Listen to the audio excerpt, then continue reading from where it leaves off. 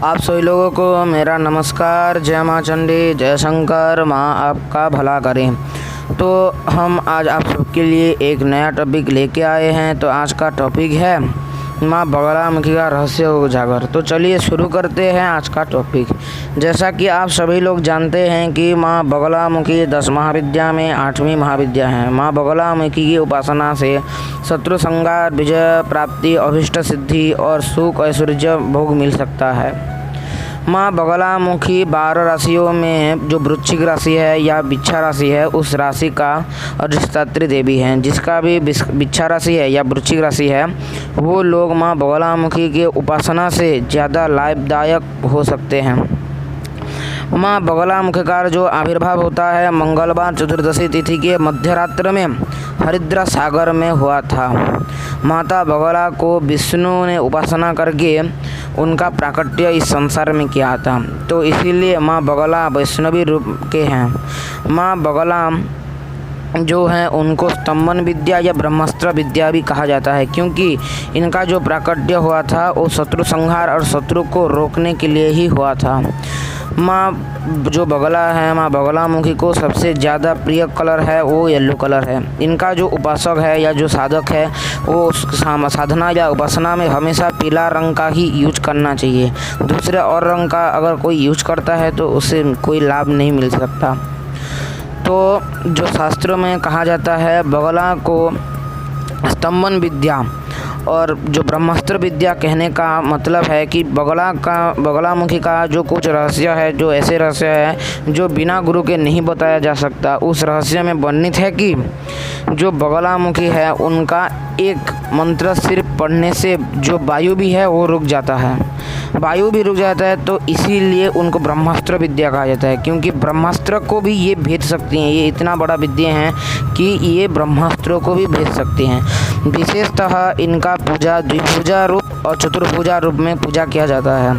माता का जो द्विभुजा रूप है वो शांति मूर्ति रूप का है और जो चतुर्भुजा रूप है वो संहार रूप का है।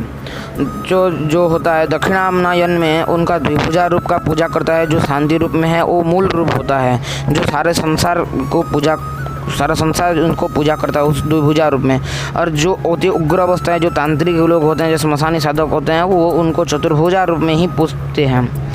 इनका जो बीज मंत्र है ओम ह्लीम है। इनका जो बीज मंत्र है वो ओम ह्लीम है। जो ह्लीम बीज मंत्र को स्थिर माया बीज मंत्र भी कहा जाता है। इस मंत्र के जाप से आपको स्तंभन शक्ति की प्राप्ति होती है। शास्त्रों में बताया गया है रुद्रजामल के जो एक कवच है, माँ बगलामुखी का कवच है, उस बगलामुखी का कवच के पाठ ना करके माँ बगलामुखी का जो मंत्र जप करता है उसका सारा मंत्र जब नाश हो जाता है, फल जो नाश हो जाता है, और उसका जो साधक का जो खून होता है वो खून जोगिनी पी लेते हैं। इसका जो प्रमाण है वो ये श्लोक करता है। मैं श्लोक बोल ले जानो, आप ठीक से सुन लीजिएगा। इदम कवचम अज्ञात्वा जो जपेत बगलामुखी पिबंती शोणितम तस्य जोगिनी प्रसादराः। इसका मतलब है इदम कवचम अज्ञात्वा, जो ये कवच नहीं जान के जो जपेत बगलामुखी, तो जो बगलामुखी का माता का मंत्र जप करता है, पिबंती शोणितम तस्य, मतलब पिबंती इसका मतलब होता है पीना, शोणितम अर्थात जो उनका रुधिर है, रक्त है, तस्य जोगिन्य प्रसादराः, उनका जो रक्त है वो जोगिनी पी लेते हैं। इसीलिए बगलामुखी का जो साधक होता है अगर वो गलती करता है तो उसमें तांत्रिक विधानों में उसका बहुत जो हादसा हो जाता है, दुर्घटना हो जाता है। तो इसीलिए बहुत लोग माँ बगलामुखी से डरते हैं। इनका जो आवरण पूजा होता है, तंत्र में आवरण पूजा जो होता है दक्षिण मार्ग में, उस आवरण पूजा में इनका 8 आवरण का पूजा किया जाता है। इन 8 आवरणों में इनके नाम और इनके कुछ जो मंत्र है उसका पूजन किया जाता है। इनका जो मूल मंत्र है वो 36 अक्षर का है और ये मंत्र स्पेशली शत्रु संहार और शत्रु नाश के लिए निर्माण है। इनका जो मूल रूप है वो उग्र रूप में है। इनका जो मूल रूप उग्र रूप है, क्योंकि ये इनका जो रूप हम सारा संसार पूजा करता है वो इस रूप में अपने शत्रु का जीवा खींच के उसके सर पे मुद्गर से वार कर रही हैं। इस रूप का जो मतलब है कि वो आपके शत्रु को वो नाश कर रही है। तो इस रूप का जो पूजा करता है उसका शत्रु बहुत जल्दी नाश हो जाता है। इनका जो भैरव हैं या जो शिव हैं उनको एकवक्त्र महारुद्र या त्रयंबक रुद्र के भी नाम से जाना जाता है। इनकी पूजा से पहले त्रयंबक रुद्र और महादेव की पूजा करना आवश्यक है, नहीं तो आप जो साधना करेंगे या पूजा करेंगे उस पूजा में आपको कोई फल नहीं मिलेगा। और एक बात है, बगड़ामुखी का जो साधक होता है और जो पुजारी होता है उसके मुंह के आगे अगर आप सही हैं तो उसका जो साधक अगर सही है तो उसके शत्रु उसके आगे मुंह नहीं खोल सकते, क्योंकि जब वो एक भी शब्द बोलता है उस शब्द में माँ बगलामुखी का जो शस्त्र चलता है, अर्थात जो बगलामुखी हैं वो स्वयं ही उसके कंठ में विराजित होते हैं और वो चलते हैं। आज और एक बात है, जो इनका जो जप होता है 36 अक्षर का मंत्र का जप, वो ऐसे निर्माण है कि वो शत्रु संहार भी करता है, आपका सब बुद्धि भी करता है, अच्छा भी करता है। किंतु उससे पहले आपको दीक्षित होना पड़ेगा बगड़ामुखी मंत्र से, या किसी गुरु से सूचना ले लीजिए, उसके मंत्र से दीक्षित हो जाइए। फिर आप उस जो कवच है रुद्रजामल के उसका 108 पाठ कर लीजिए और फिर उसके बाद ही जब कवच कंठस्थ हो जाए तब ही आप बगड़ा माँ का जप आरंभ कर सकते हैं।